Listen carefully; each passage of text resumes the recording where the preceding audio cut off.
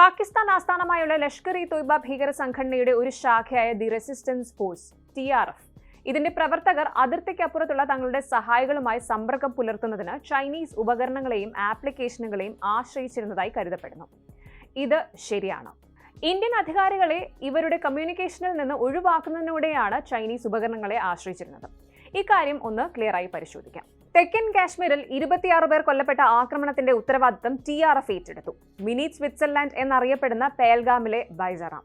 ഇവിടെ നടന്ന ആക്രമണത്തെക്കുറിച്ച് national investigation agency നിലവിൽ അന്വേഷിക്കുന്നുമുണ്ട്.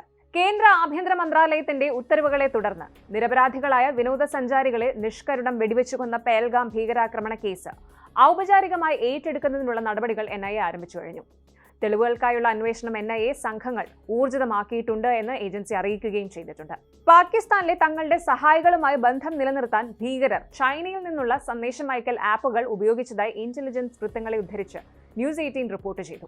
2020 ഗാൽവാൻ താഴ്വരയിലെ ഏറ്റുമുട്ടലിന് ശേഷം എൻക്രിപ്റ്റ് ചെയ്ത ഈ ആപ്പുകൾ ഇന്ത്യ നിരോധിച്ചിരുന്നു. കാശ്മീർ ആക്രമണം നടന്ന ദിവസം പേൽഗാമിൽ കുറഞ്ഞത് ഒരു ചൈനീസ് സാറ്റ് ഫോണെങ്കിലും ഉണ്ടായിരുന്നതായി ഇന്റലിജൻസ് വൃത്തങ്ങൾ പറയുന്നുണ്ട്.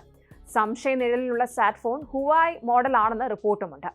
ഈ കമ്പനിയുടെ ഫോണുകൾ ഇന്ത്യയിൽ നിരോധിച്ചിരിക്കുന്നു. പാകിസ്ഥാനിൽ നിന്നോ മറ്റ് വിദേശ രാജ്യത്തു നിന്നോ ഹുവാവേ സാറ്റലൈറ്റ് ഫോണുകൾ ഇന്ത്യയിലേക്ക് കടത്തിയതായാണ് ഉദ്യോഗസ്ഥർ പറയുന്നത്. സാറ്റ് ഫോൺ ട്രാക്ക് ചെയ്യുന്നതിന് പാശ്ചാത്യ ഏജൻസികളിൽ നിന്ന് ടെക്നിക്കൽ ഇന്റലിജൻസും മറ്റ് അസിസ്റ്റൻസും ലഭിക്കുന്നുണ്ടെന്ന് ഉദ്യോഗസ്ഥർ മാധ്യമങ്ങളോട് അറിയിച്ചിട്ടുമുണ്ട്. എങ്ങനെയാണ് ഈ ഉപകരണങ്ങൾ പ്രവർത്തിക്കുന്നത് എന്നൊന്ന് പരിശോധിക്കാം. റിപ്പോർട്ടുകൾ പ്രകാരം ബിൽറ്റ് ഇൻ സാറ്റലൈറ്റ് കമ്മ്യൂണിക്കേഷൻ സവിശേഷതകളുള്ള നിരവധി സ്മാർട്ട് ഫോണുകൾ ഹുവാവേ നിർമ്മിക്കുന്നുണ്ട്. ഇതിൽ Mate 60 Pro, P60 series, Nova 11 Ultra എന്നിവ ഉൾപ്പെടുന്നുണ്ട്. ഇവയെല്ലാം ചൈനയുടെ ടിയാൻടോങ് 1 സാറ്റലൈറ്റ് നെറ്റ്വർക്കുമായി ബന്ധിപ്പിക്കുന്നതിനാണ് നിർമ്മിച്ചിരിക്കുന്നത്. ഈ ഫോണുകളിൽ ആന്തരിക സാറ്റലൈറ്റ് ആന്റിനകളും പ്രത്യേക ചിപ്പുകളുമുണ്ട്. ഇത് ബാഹ്യ ഉപകരണങ്ങൾ ഉപയോഗിക്കാതെ തന്നെ സാറ്റലൈറ്റ് നെറ്റ്വർക്കുമായി ബന്ധിപ്പിക്കാൻ അനുവദിക്കും. ഇവയ്ക്ക് ചൈനയുടെ ടെലികോം സിം കാർഡുകളും സബ്സ്ക്രിപ്ഷൻ പ്ലാനുകളും ആവശ്യമാണ്. ഈ ഫോണുകൾക്ക് കുറഞ്ഞ ബാൻഡ് വിഡ്ത്ത് വോയിസ്, ടെക്സ്റ്റ് സേവനങ്ങളുണ്ട്. കൂടാതെ സെൽ കവറേജ് ഇല്ലാത്ത പ്രദേശങ്ങളിൽ പോലും അവ പ്രവർത്തിക്കുന്നു. പ്രാദേശിക അടിസ്ഥാന സൗകര്യങ്ങൾ മറികടക്കാൻ സാറ്റലൈറ്റ് ഫോണുകൾ ഇറിഡിയം പോലുള്ള നോൺ ടെറസ്ട്രിയൽ നെറ്റ്വർക്കുകൾ ഉപയോഗിക്കുന്നു. ഹുവാവേയുടെ Mate 60 Pro പോലുള്ള സാറ്റലൈറ്റ് പ്രാപ്തമാക്കിയ സ്മാർട്ട് ഫോണുകൾ അതിന്റെ സാധാരണ സ്മാർട്ട് ഫോണുകൾ പോലെ തന്നെ കാണപ്പെടുന്നു. ഹുവാവേയുടെ സാറ്റലൈറ്റ് പ്രാപ്തമാക്കിയ ഫോണുകൾക്ക് ഇന്ത്യൻ സെല്ലുലാർ സാറ്റലൈറ്റ് നിരീക്ഷണ സംവിധാനങ്ങളെ മറികടക്കാൻ കഴിയുമെന്നാണ് വിദഗ്ധർ പറയുന്നത്.